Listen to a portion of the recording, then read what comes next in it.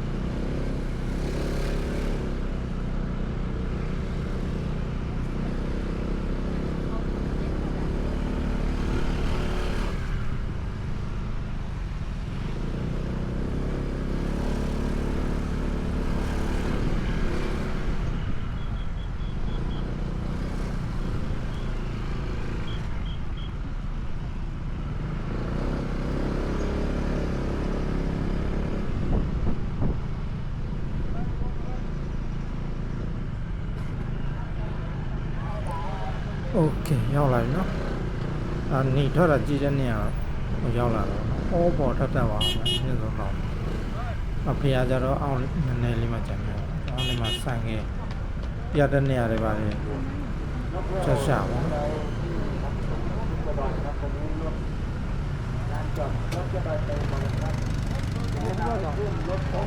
ဆန်ငယ်ပါရောအရင်ဆုံးဒီဟိုစနဲ့တပ်ပုံလည်းရိုက်တယ်ပေါ့နော်ဘယ်လိုခေါ်မှဒီအေးချိန်တိုင်းနဲ့ဟာလား300ခိုင်နှုန်းပဲစီတယ်ပြီးတော့ထွက်လာပြီးနေလုံးရကျွန်တော် Insta 360ကြည့်ပါဦးကျွန်တော်နေလုံးလည်းမမြင်အောင်ဒီလိုပဲဟိုလင်းအောင်ပြပြရွေးမြင်တာမတူဒီတိုင်းပဲရိုက်လာခဲ့လိုက်တော့နော်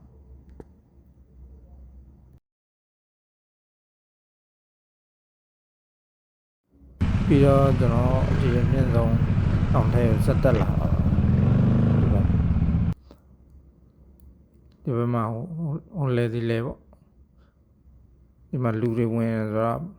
ပဲသွားလဲပေါ့အဲ့နေအောင်ကြောင်းသွားမှာနော်ဟိုလည်းတခါမရောက်ဘူးဗျပထမဆုံးအချိန်ဆိုတော့ဒီလိုပဲဘယ်လိုပဲမလို့ရန်တမ်းပန်းတမ်းစောက်သွားပေါ့အဲ့လေ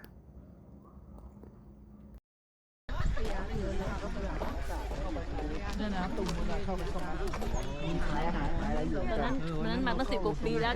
มันก็เปลี่ยนไปครับก็เปลี่ยนไปแต่ละปีก็เปลี่ยนไป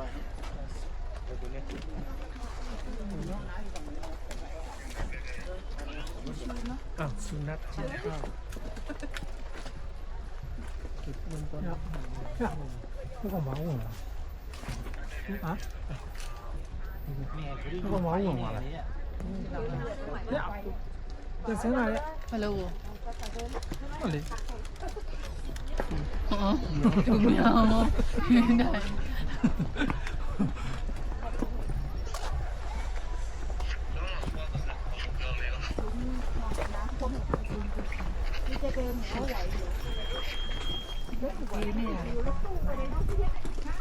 呀这凤子呀是要多ลูกเสียสิ เยอะอ่ะนี่อะไรเยอะ จะให้ไปสุดนั่งรออยู่นี่เด้อมันเป็นอะไรนะพอร์ตกุยล่าเลย จีนอ่ะ กุยล่า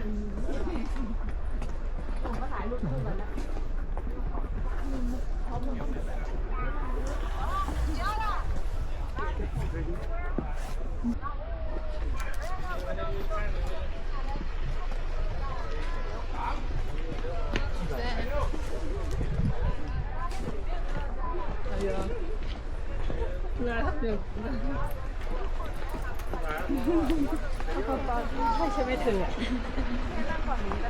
ดีเลยก็ไหนตามเขาจะได้เดินลงเดินขึ้นเดินลงกัน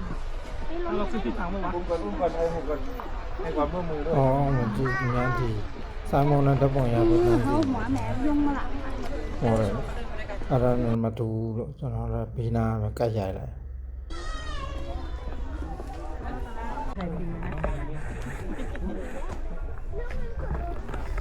ဆက်သွားတော့နော်အထက်မှာနည်းနည်းပါသူစမ်းစာပွေလေးလာဒီမှာဒီဘာလဲအပင်တွေကရညှိတယ်နော်တားနေရသားပါနော်ဒီဘေးမှာလောက်လာတာပါဒီရတယ်ခေါ်လုံးကရညှိတယ်တက်နေတာပေါ့နော်ဒီမှာမိုးတွင်းဆိုရင်သူတို့ပေးမလို့ဒီညာမိုးတွင်းဆိုဒီတောင်ပိတ်တယ်ကျွန်တော်သိရသလားပေါ့နော်တောင်ထဲနမားပဲသူတို့ပေးမတေချာထိန်တိန်လာတော့မစိုးအောင်မိုက်တယ်ဒီနေရာဟိုဘာလဲဒီစောင်းနေပေါက်မှဒီကောင်တွေ့အောင်လေးတစ်လောက်ပိုင်းလောက်မှပြန်ဖွင့်တယ်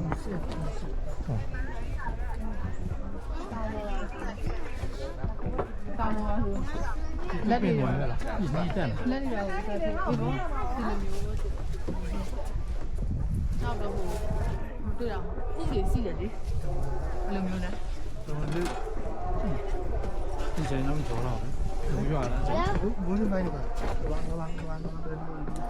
မူရမိုင်းဒီချက်ဒီချိန်သူတို့မပေးတတ်အောင်ဟုတ်လားဒီထိ ပြတက်ပြတက်ဟိုနတ်ကပြည့်ချော အားရတဲ့အချိန်မှာပေးတတ်တာစားချိန်တာ သူတို့လာနေပိတ်ရတယ်လေ6လပိုင်းနေ17လပိုင်းထိရမှာပိတ်တယ် မိုးနေနေပိတ် อืม မိုးနေ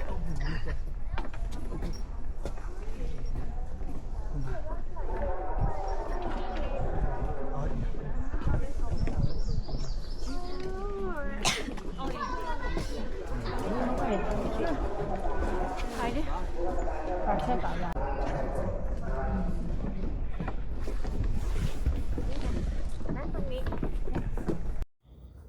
မှန်တယ်သူတို့တွေတေချာတိုင်းနိုင်တာခီးသွားတွေကို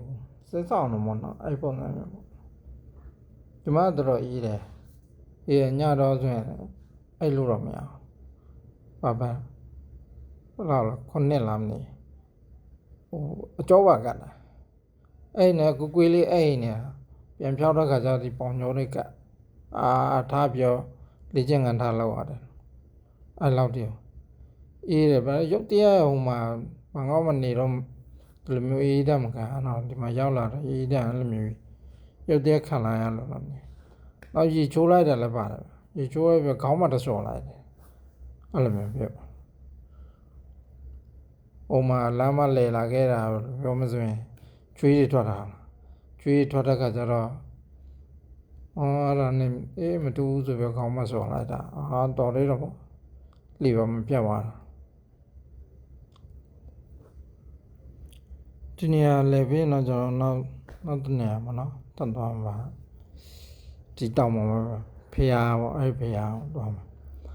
အဲ့ဖျားမှာကျတော့ဝင်ကြီးပေးရတယ်ဝင်ကြီးတယောက်တရာလားအဲ့လိုမျိုးဝင်ကြီးတယောက်တရာဒါပေမဲ့ကျွန်တော်တို့ကဒီနိုင်ငံအမောက်ထိုင်းလိုမျိုးဆိုပြီးတော့အဲ့ပုံစံမျိုးနဲ့ဝင်လာတယ်ပေါ့နော်50ပဲပေးရတယ်နိုင်ငံခြားသားဆို100ပေးရဒီဖျားပေါ့နော်ကျုံမဲ့ပန်ကြတော့ကျွန်တော်မတော်တော့ကျုံမဲ့ပန်ကြတော့တယောက်200နောက်ကိုက်ပါ900မှာ6ယောက်ဆိုရင်ကိုက်တယောက်900အဲ့ပုံစံမျိုးတော့အစိမ့်မှာတော့တန်းစီပြီးစောင့်နေတပုံဒီနေ့ရမှာမဟုတ်အဲ့ဒါကြောင့်ဒီဖျားပဲကျွန်တော်ဝင်လဲလိုက်တော့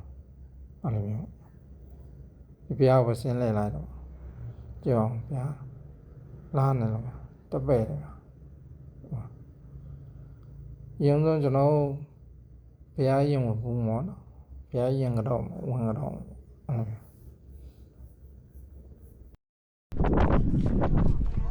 ဘယ်တော့နေဘူးလဲ သူများသေးဝင်မှာလည်းနေဘူးလား ရဘူးမော်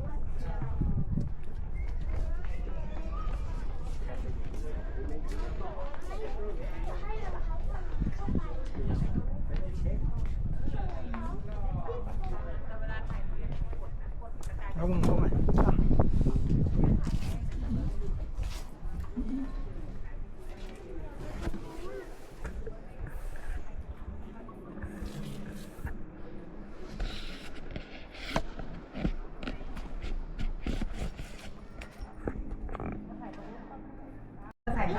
ทำไมเราเล็กอย่างเงี้ยทำไมเราเล็กอย่างเงี้ย တိတ်ပြင်းနေလို့ကြည့်ပါမယ် တကယ်ဆိုရင်ကျွန်တော်နေထွက်တာကြည့်ပြီးတန်းဒီကိုလာပါဗျာဘာဖြစ်လို့ဆိုတော့မကြည့်အဲ့တိမ်ပင်လဲဟုတ်ဝေးမှာပဲလမ်းမြင်ရတော့တော့နော်နည်းနည်းလေးပဲကြာတော့ဒါ9နိုင်10နိုင်ပြည့်နေပြီအဲ့ဒါကြောင့်10နိုင်လောက်အဲ့လောက်ကြည့်နေပြီအဲ့ကြောင့်ဒီလောက်ပဲရတော့မန်ဒီကိုလာတဲ့နာရင်တော့ကျွန်တော်လည်းမသိဘူးလေတွေးကြုံပေါ့ဒါလည်းဟိုလည်းတစ်ခါမှမရောက်ဘူး အဲ့ဒီရလာမှာအဲ့ကော သိမှမသိ မသိရမသိရမှာမသိရဒီအောင်ဒီအောင်စလားဟုတ်ကဲ့ရလို့ပဲတွေ့လဲ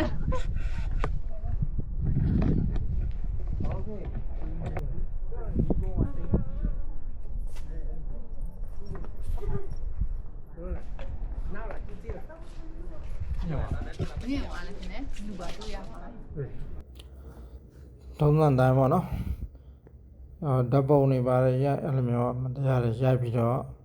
ပြန်ပေါ့နော်ကျွန်တော်17နိုင်ကြော်လေးပြနေပြီဆိုတော့ပြန်ပါမယ်ပြန်ပစ္စည်းတိုင်းမှတိုင်းပြီးတော့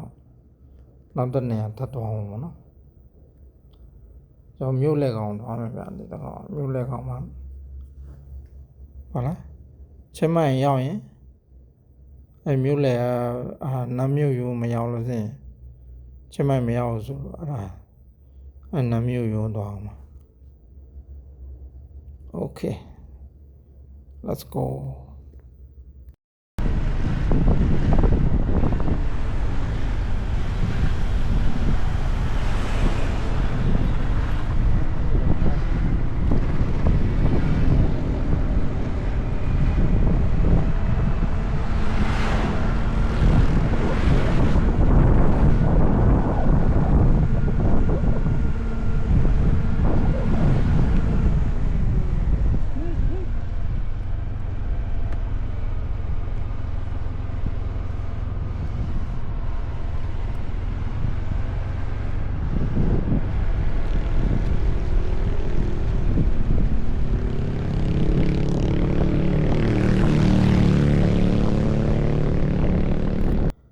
အော်ရောက်လာတော့ဒီ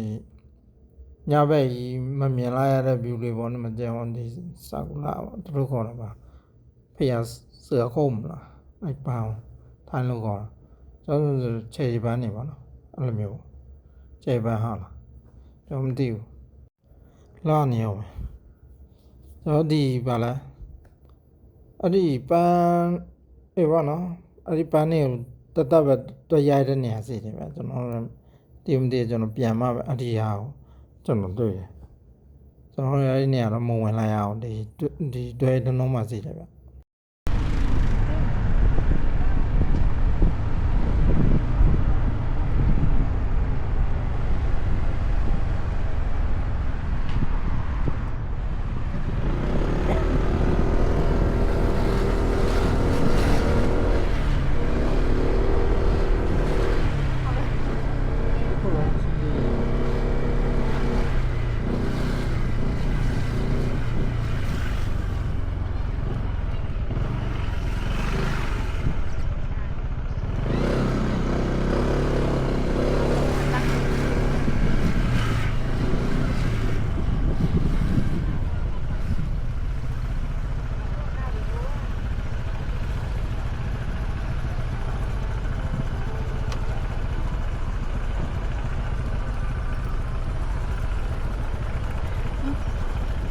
အားကြီးရတယ်လို့ဆင်းရအောင်ဆင်းရအောင်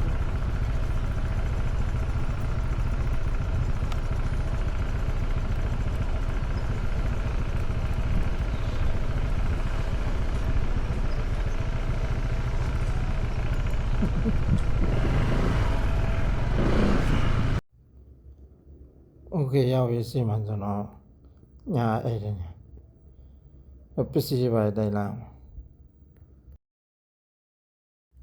ပစ္စည်းတွေပြန်တိုင်မှဒီနောက်တပ်ပုံလေးနည်းနည်းရိုက်ပြီးထွက်ပြီပေါ့နော်တကယ်ဆိုရင်ကောင်းလေးညီလေးတယောက်ပေါ့ဟိုမှာတော့ရနေတော့ကျွန်တော်မသိဘူးကျွန်တော်ခက်တည်းထွက်လာ sorry ပါတော့အင်တာနော်နဲ့ဒီကွင်းမြင့်ရိုးလို့ကျေးဇူးတင်ပါတယ်လို့ပြောချင်ပါတယ်ဘာလို့လဲဆိုတော့ကျွန်တော်တို့တညတဲခွင့်ပြီလို့ပေါ့နော်တညတဲကိုခွင့်ပြီလို့ကျေးတင်ပါတယ်နောက်လမ်းကြောင်းလည်းကျောင်းလဲအောင်ပါပေါ့နော်လဲဒီနေရာလေးကိုတဲအောင်ပါဒီနေရာ free နော်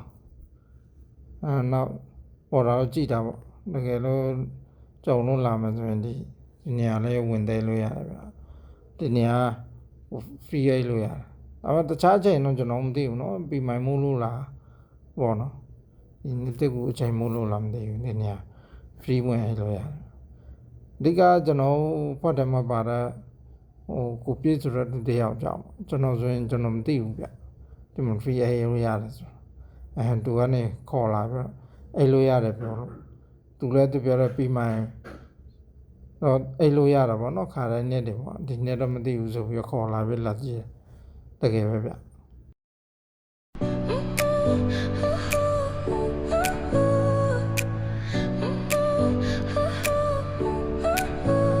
Your smile lit up like a sunrise glow. Touch so soft where the seasons flow. We met where the stars take their flight. Every moment with you feels just right. Whisper your name in the rush of the breeze. Love like an ocean rippling with ease. Heartbeats sink into this melody. You and I forever, wild and free. Okay အခုဆိုရင်ကျွန်တော်ဒီဟိုဇက်နာရောက်နေတော့နော်မြို့ဇက်နာချင်းမိုင်မြို့ဇက်နာရောက်ပြီလို့ဒီတဲနော်တောင်ချီရင်းမှာတော့ကျွန်တော်7နိုင်ခွဲလောက်ရောက်တော့သမင်းနဲ့ပါစားတော့လိုက်တော့နော်အဲ့ဒီမှာထဲတော့ပြောလို့ပြောချင်တော့ဗျအဲ့ဒီမှာလည်းစားရတာစင်မပြေဘူးဗျရောဇက်ပါလားတော်တလေးလိုမျိုးဟင်းနေပါလေလောက်တာလည်းဘယ်လိုလဲမသိ3လိုက်ကြီးတော့ဒီနနမေနေပါတဲ့ထဲဒီလိုပိုင်းရောဒီတိုင်းမထည့်လိုက်တာလာပါလေတော့မစီဘူးအဲ့လောက်တည်းပြောတော့ပါဗျာထားလိုက်ပါတော့ပြီးသွားပြီဆိုတော့ နောက်ဆိုရင်အဲ့လိုမျိုးဒီတောင်ကြီးမှာမစားနဲ့ဗျမြို့တွေရောက်မှစားဘယ်လောက်မှမဝင်တကယ်လာပြစ်မယ်ဆိုရင်ပေါ့နော်โอเคစတော့မယ်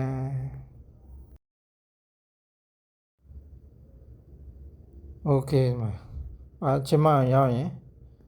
ဒီပတူထဘဲကိုမရောက်လို့စရင်ချင်းမမရောက်ဆိုတော့ရောက်လာပြီနော်ဒီမှာတပ်ပုံလေးလေးရိုက်ခဏပါပဲကျွန်တော်ဒီမှာနေကျွန်တော်တို့ပါလားဟိုစောက်ခီးဆက်မနော်မေကန်ပေါင်တော်ကြာပါနေတာတော့ခဏပဲတပ်ပုံရိုက်တာခဏပဲအဲ့ညီဟိုသားမှာပတူထဘဲမှာပေါ့အဲ့ဒီမြို့ယုံမှာဒီပါလားတဲမနေရဟိုပုံစံပြမင်းနေဟိုအချိန်နေကြာပြီနောက်ကြာမှာဟိုမက်ကမောင်တော့တကယ်ဆိုမက်ကမောင်ကျွန်တော်တို့မိုးချုံမရောက်ပါတကယ်စောစောရောက်အောင်9နိုင်တော့လမ်းမလာရင်လည်းဒီလမ်း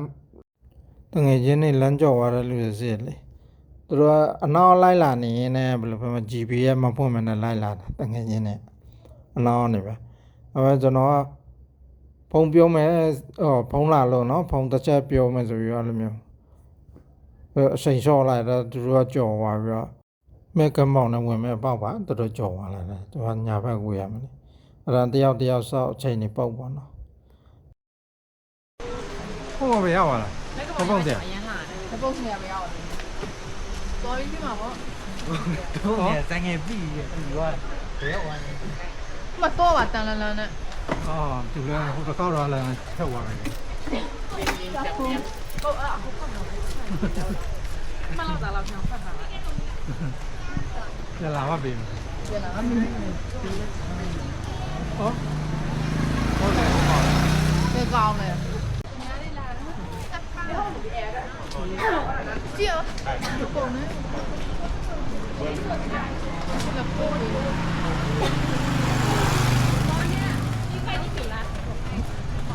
ဒီကရရမယ်ဟုတ်ဆောက်ပဲရောက်လာပြီနော်မဲကပေါင်းဒီကြီးမဲ အဲ့မှာ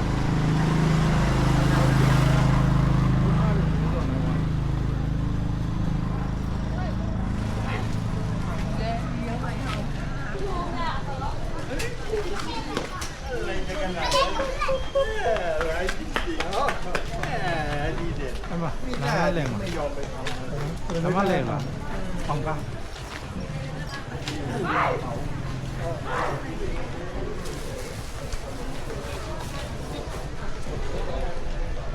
နားပဲရတယ်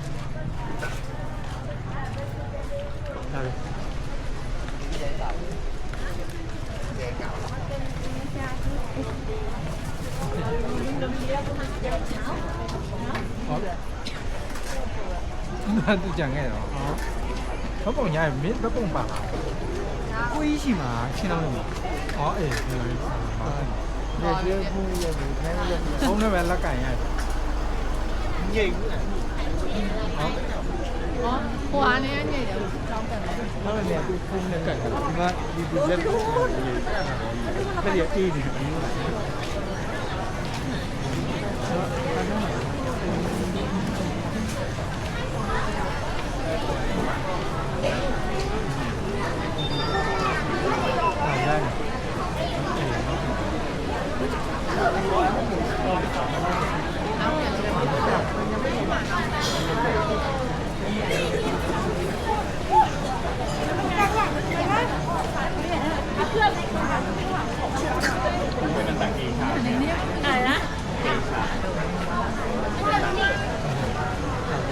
เสื้อลูกผีเสื้อมาตัวนี้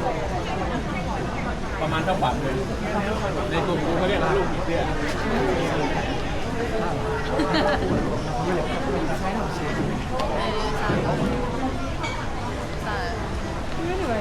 ရတယ်လေတော့ ရတယ်ဖမ်းပါ ကောင်းဆွဲနေပြီ ဒီလားလိုက်တိုက်ကြည့်လိုက် ใช่ที่ไหน ဒီညကျွန်တော်ဒီမှာပဲဒီဆိုင်မှာပဲထမင်းစားရတာပါနော်ဆန်ကောက်ဆွဲ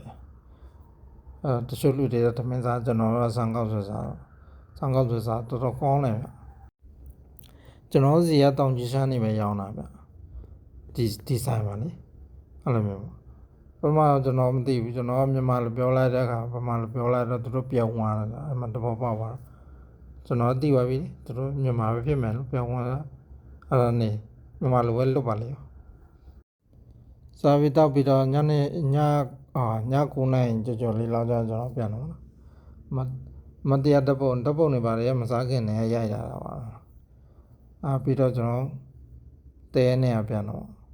တော့အဲ့တဲနေရလည်းအဲ့ဒီကိုမရောက်ခင်လေးပဲကျွန်တော်လမ်းမှာရှာလာလိုက်တော့နော်ဒီမှာဒီနေရာလေးပေါ့ပထမတော့သူကဘယ်လိုပြောတယောက်150တောင်းတယ်ဗျဈေးကြီးလိုက်တယောက်150နဲ့ရပါတော့ပေါ့နော်โอเคမနေ့ကျတော့နည်းနည်းနောက်ကြလေတာတော့9နိုင်လောက်9နိုင်လောက်ကျတော့ထွက်ပြီပါအဲ့ဒီတဲတဲ့နေရာနဲ့ညတော့အိတ်ခဲ့တဲ့နေရာနဲ့ညတော့အိတ်လို့ကောင်းတယ်ပြောမယ်ကျွန်တော်တွဲတော့မှဘယ်လိုပြောအေးရန်အေးတော့အိတ်ရတာဆင်မပြေဘူးအဲ့တော့အိတ်ခဏတော့သမီးတော့အိတ်ပြော့သွားတာပေါ့နော်အဲ့မှာတအားအေးတာဒီမှာကြောင်ညတော့အိတ်တာကောင်းတယ်ဗျဟို15ရက်ခိုင်လောက်ပဲစီတော့အိတ်လို့ကောင်းသွားတာโอเคတော့မှာဗျာနောက်တစ်နေရာအခုကပဲတော့မလဲဆိုရင်တွဲစုတစ်မှာဝါဖတ်တာအဲ့ဒီ GD ကိုတော့မှာပေါ့နော် Okay, let's go.